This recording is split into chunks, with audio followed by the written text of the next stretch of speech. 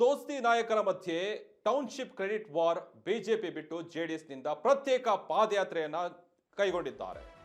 July 30, 31 ಹಾಗೂ August 1ರಂದು JDS ಪಾದಯಾತ್ರೆ ಮಾಡಲು ಸಕಲ ಸಿದ್ಧತೆಗಳನ್ನು ನಡೆಸ್ತಾ ಇದೆ.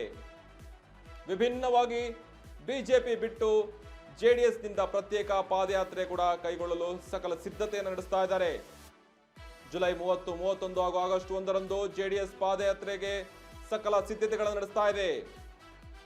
38 ಕಿಲೋಮೀಟರ್ಗಳು 3 ದಿನಗಳ ಕಾಲ ಪಾದಯಾತ್ರೆಗೆ ಸಿದ್ಧವಾಗಿದೆ.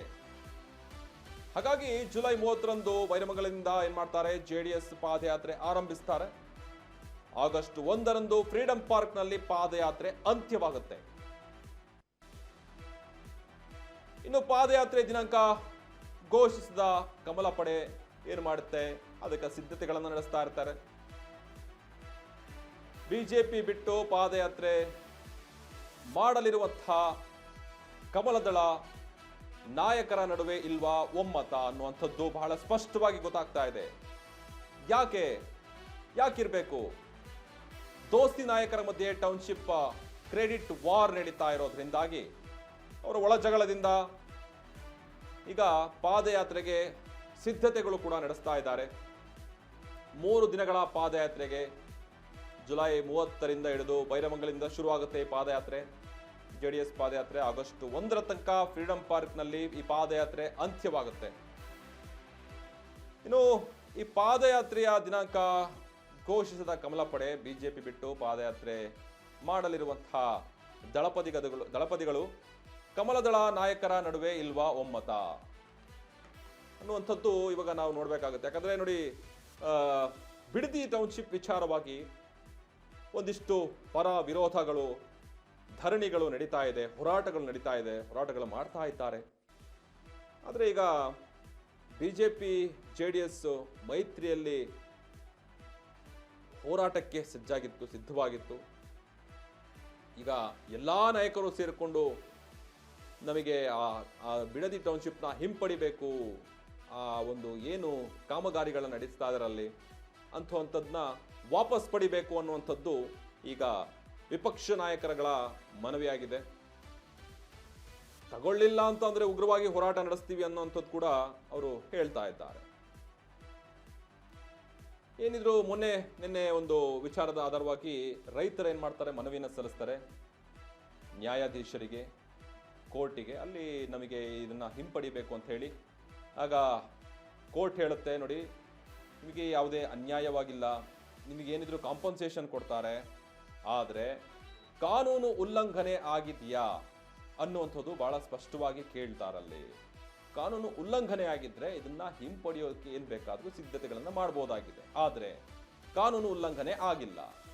2012ರ ಅಡಿಯಲ್ಲಿ ಏನೇನು ಮಾಡಬೇಕು ಅನ್ನುವಂಥದ್ದು ಅದು ಬಹಳ ಮುಖ್ಯವಾಗಿ ಅವರು ನೋಡ್ತಾ ಹೋಗ್ತಾರೆ. ಅದರ ಆಧಾರದ ಮೇಲೆ ಏನು ಮಾಡ್ತಾರೆ, ಅವರು ಅಂತಿಮವಾಗಿ ಯಾರ್ಯಾರಿಗೆ ಅದರಲ್ಲಿ ಕಾಂಪನ್ಸೇಷನ್ ಬರಬೇಕು ಅವರಿಗೆಲ್ಲ ಕೊಡ್ತಾ ಹೋಗ್ತಾರೆ. ಹಾಗಾಗಿ ಈ ಒಂದು ಹೋರಾಟ ಎಲ್ಲಿಗೆ ತಲುಪುತ್ತೆ ಅನ್ನೋದು ಬಹಳ ಯೋಚನೀಯವಾಗಿರುತ್ತೆ. ಆದರೆ ಕೊನೆಯದಾಗಿ ಇದನ್ನ ಅನುಭವಿಸುವಂಥವರು ರೈತರೇ ಆಗಿರ್ತಾರೆ. ಇದ್ರ ಬಗ್ಗೆ ಇನ್ನಷ್ಟು ಮಾಹಿತಿಯನ್ನು ಕೊಡೋಕೆ ಪ್ರವೀಣ್ ರಾವ್ ಅವರು ನೇರ ಸಂಪರ್ಕದಲ್ಲಿ ಬರ್ತಾ ಇದ್ದಾರೆ. ಪ್ರವೀಣ್ ರಾವ್, ನಮಸ್ತೆ. ಬಿಡದಿ ಟೌನ್ಶಿಪ್ ವಿಚಾರವಾಗಿ ಏನೇನೆಲ್ಲ ಅಪ್ಡೇಟ್ಸ್ ನಡೀತಾ ಇದೆ? ಈಗ ಹೋರಾಟವಾಗಿರ್ಬೋದು, ಫ್ರೀಡಂ ಪಾರ್ಕ್ ವರೆಗೆ ತೆರಳುವಂತಹ ವಿಚಾರವಾಗಿ ಏನಿದ್ರ ಅಪ್ಡೇಟ್ಸು? ಈಗಾಗಲೇ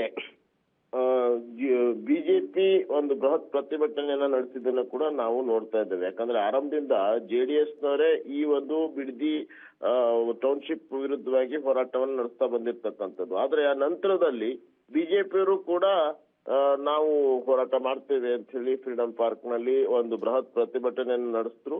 ಮತ್ತು ಅದೇ ಸಂದರ್ಭದಲ್ಲಿ ವಿಜಯೇಂದ್ರ ಅವರು ಕೂಡ ಘೋಷಣೆಯನ್ನ ಮಾಡ್ತಾರೆ, ನಾವು ಪಾದಯಾತ್ರೆಯನ್ನ ಮಾಡ್ತೇವೆ, ಬಿಡದಿ ಟೌನ್ಶಿಪ್ ವಿರೋಧಿಸಿ ಪಾದಯಾತ್ರೆಯನ್ನ ಮಾಡ್ತೇವೆ ಅನ್ನುವಂತ ಘೋಷಣೆಯನ್ನ ಅವರು ಅದೇ ಸಂದರ್ಭದಲ್ಲಿ ಮಾಡುವಂಥದ್ದು. ಆ ನಂತರದಲ್ಲಿ ಜೆಡಿಎಸ್ನವರು ಕೂಡ, ಯಾಕಂದ್ರೆ ಜೆಡಿಎಸ್ನವರು ಮೊದ್ಲಿಂದಲೂ ಈಗ ಅಲ್ಲಿ ಪ್ರತಿಭಟನೆಯನ್ನ ಮಾಡ್ತಾ ಇದ್ರು. ಆದ್ರೆ ಯಾವುದೇ ಕಾರಣಕ್ಕೂ ಕೂಡ ನಾವು ಪಾದಯಾತ್ರೆಯನ್ನ ಮಾಡ್ತೇವೆ ಅನ್ನುವಂತ ಘೋಷಣೆಯನ್ನ ಮಾಡಿರ್ಲಿಲ್ಲ. ಆದ್ರೆ ಇದೀಗ JDS ನವರು ಸಹಿತ ಅಲ್ಲಿಗೆ ಪಾದಯಾತ್ರೆಯನ್ನ ಮಾಡ್ತೇವೆ ಅನ್ನುವಂತಹ ಘೋಷಣೆಯನ್ನ ಮಾಡಿದ್ದಾರೆ. ಆದ್ರೆ ಇಲ್ಲಿ ಗಮನಿಸಬೇಕಾಗಿರ್ತಕ್ಕಂಥ ಅಂಶ ಅಂತಂದ್ರೆ JDS ಮತ್ತು ಬಿಜೆಪಿ ಮೈತ್ರಿ ಪಕ್ಷಗಳು ಇವೆರಡೂ ಕೂಡ ಜಂಟಿಯಾಗಿ ಹೋರಾಟವನ್ನ ಮಾಡಬೇಕಾಗಿತ್ತು. ಆದ್ರೆ ಇದು ಯಾಕೋ ಪ್ರತ್ಯೇಕವಾಗಿ ಹೋರಾಟವನ್ನ ಮಾಡ್ತಾ ಇರ್ತಕ್ಕಂಥದ್ದು, ಅದಕ್ಕೆ ಕಾಂಗ್ರೆಸ್ ಕೌಂಟರ್ ಕೊಟ್ಟಿರ್ತಕ್ಕಂಥದ್ದು ಎಲ್ಲವನ್ನು ಕೂಡ ನಾವು ಇದೀಗ ನೋಡ್ತಾ ಇದ್ದೇವೆ. ಆಗಸ್ಟ್ 31ನೇ ತಾರೀಕಿಗೆ ಈ ಪಾದಯಾತ್ರೆ ನಡೆಯುವಂಥದ್ದು ಮತ್ತು ಫ್ರೀಡಂ ಪಾರ್ಕ್ ನಲ್ಲಿ ಅದು ಬಿಡದಿ ಟೌನ್ಶಿಪ್ ಬಿಡದಿ ತನಕ ಬೈರ್ಮಂಗಲದಲ್ಲಿ ಏನು ಪ್ರತಿಭಟನೆಯನ್ನು ಮಾಡ್ತಾ ಇದ್ದಾರೆ ರೈತರು ಕಳೆದ 495 ದಿನಗಳಿಂದ ಅಲ್ಲಿ ತನಕ ಪಾದಯಾತ್ರೆಯನ್ನ ಮಾಡಿ ನಂತರದಲ್ಲಿ ಮತ್ತೆ ಅದನ್ನ ಫ್ರೀಡಂ ಪಾರ್ಕ್ ತನಕ ಅದನ್ನ ಮುಕ್ತಾಯ ಮಾಡುವಂತಹ ಒಂದು ನಿರ್ಧಾರವನ್ನು ಕೈಗೊಂಡಿದ್ದಾರೆ. ಪವನ್, ನಿನ್ನೆ ಒಂದು ಆಧಾರವಾಗಿ ನಿನ್ನೆ ಮೊನ್ನೆ ನಡೆದಂತಹ ಈಗ ರೈತರು ಏನ್ ಮಾಡ್ತಾರೆ, ಮನವಿಯನ್ನು ಸಲ್ಲಿಸ್ತಾರೆ ನ್ಯಾಯಾಧೀಶರಿಗೆ, ನಮಗೆ ಇದು ಜಾಗ ನಮ್ಮ ಹಕ್ಕು, ನಮಗೇ ಬೇಕು ಅಂತ ಹೇಳಿ ಟೌನ್ಶಿಪ್ ವಿಚಾರವನ್ನ ಕೈ ಬಿಡಬೇಕು ಅಂತ ಹೇಳಿ ತೀರ್ಮಾನವನ್ನ ಕೈಗೊಳ್ತಾರೆ. ಆದ್ರೆ ಆ ಆಧಾರದ ಮೇಲೆ ಅವರಿಗೆ ಒಂದು ಈಗ ಕೋರ್ಟ್ ಏನಂತ ಹೇಳುತ್ತೆ, ನಾವು ಯಾವುದೇ ಉಲ್ಲಂಘನೆ ಆಗಿಲ್ಲ, ಅದರಲ್ಲಿ ನಿಮಗೆ ಏನೇ ತೊಂದರೆ ಆಗಿದ್ರೆ ನಾವು ಅದಕ್ಕೆ ಸಪೋರ್ಟ್ ಆಗಿ ನಿಂತ್ಕೊಂತೀವಿ ಅಂತ ಹೇಳಿತ್ತು. ಆದರೆ ಅದನ್ನ ವಜಾಗೊಳಿಸಿದ್ದಾರೆ. ಅವರ ಒಂದು ಏನಂತಾರೆ ಕೊಟ್ಟಿರುವಂತಹ ಮನವಿ ಪತ್ರವಾಗಿರ್ಬೋದು. ಯಾಕಿರಬೇಕು ಪವನ್? ಈಗಾಗಲೇ ರೈತರು ನಾವು ಯಾವುದೇ ಕಾರಣಕ್ಕೂ 2.5 ಕೋಟಿ ರೂಪಾಯಿ ಒಂದು ಪರಿಹಾರವನ್ನ ಕೊಡ್ತೇವೆ ಅನ್ನುವಂತಹ ಮಾತನ್ನ ಸರ್ಕಾರ ಹೇಳಿತ್ತು. ಅದಕ್ಕೆ ಒಂದಿಷ್ಟು ಜನ ರೈತರು ಕೂಡ ಅದನ್ನ ನಾವು ಪರಿಹಾರವನ್ನ ತಂದ್ಕೊಳ್ತೇವೆ ಅಂತ ತಯಾರು ಕೂಡ ಆಗಿದ್ದನ್ನು ಕೂಡ ನಾವಿಲ್ಲಿ ಗಮನಿಸಬಹುದು.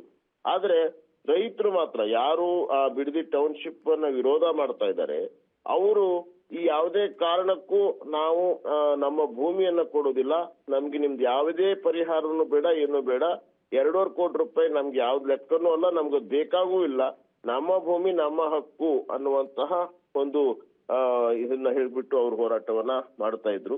ಇದೀಗ ನ್ಯಾಯಾಲಯದಲ್ಲೂ ಕೂಡ ಈ ಒಂದು ವಿಚಾರಕ್ಕೆ ಸಂಬಂಧಪಟ್ಟ ಹಾಗೆ ಅರ್ಜಿ ಕೂಡ ವಜಾ ಆಗಿರ್ತಕ್ಕಂಥ ನಂತರದಲ್ಲಿ ಯಾವ ರೀತಿ ರೈತರು ನಿರ್ಧಾರವನ್ನ ಕೈಗೊಳ್ತಾರೆ ಅಂತಕ್ಕಂಥದ್ದು ಕಾದ್ ನೋಡ್ಬೇಕಾಗಿದೆ. Pavan, yes, thank you so much Praveen Rao.